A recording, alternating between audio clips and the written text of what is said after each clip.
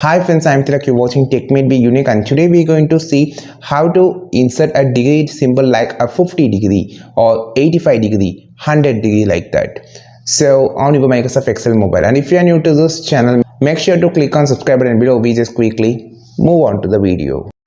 So how to insert a degree symbol like a 52 degree, 60 degree like that on your Microsoft Excel. So I just open this document here and just going to zoom inside this, click here and just going to type as 60 and also a 50. So which was a degree. So let's just type this.